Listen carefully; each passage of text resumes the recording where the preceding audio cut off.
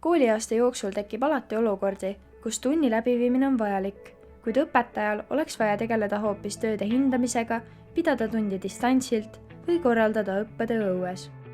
Sellistel puhkudel on võimalik koolipäev või tund sisustada iseseisva tööga, mida õpilased saavad sooritada värskes õhus liikudes.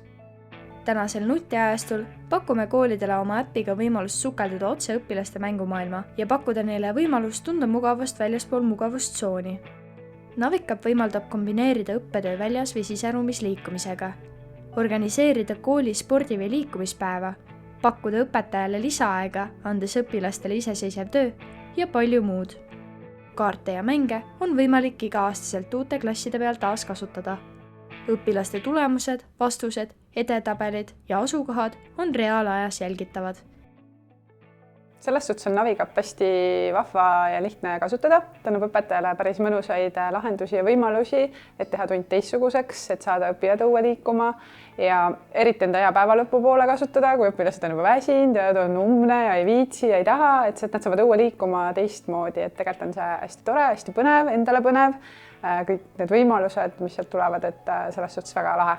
Tegelikult ta tekitab õpilastes veidi ka hasarti, et ka nemad näevad, kus nende rühmakaaslased parasjagu liiguvad, et näed, on juba seal, et ma tahaks ka, et ma ikkagi näen, kus nad on, mis nad teevad, mis ajal nad liiguvad, mis kiirusega nad liiguvad, mis täna, kus meil on linn Bolti tõukerattaid täis, on ülioluline, et ma siiski tahaks, et nad nagu jalutavad, mitte ei sõida Boltiga.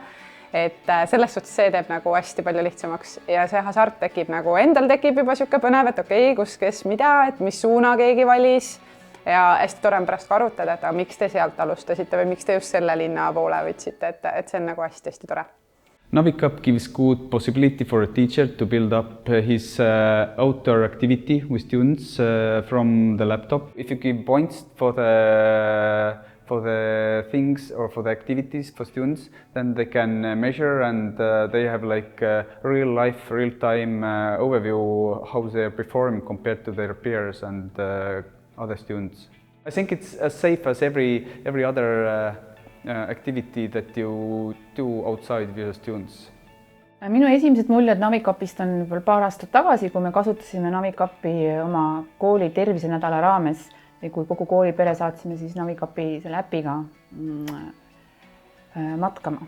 Mulle tundub, et see nendele meeldib just sellepärast, et pigem ikkagi värskes õhus liikumine on toredam kui umbses klassiruumis istumine ja samas see annab ka natuke sellist oma vabadust, et sa võtad, sul on mingi aeg ette nähtud ja siis selle aja sees sa pead siis oma selle õppetunni ära tegema, aga siis oma sellises rütmis ja oma sellise aja sellise nagu varuga.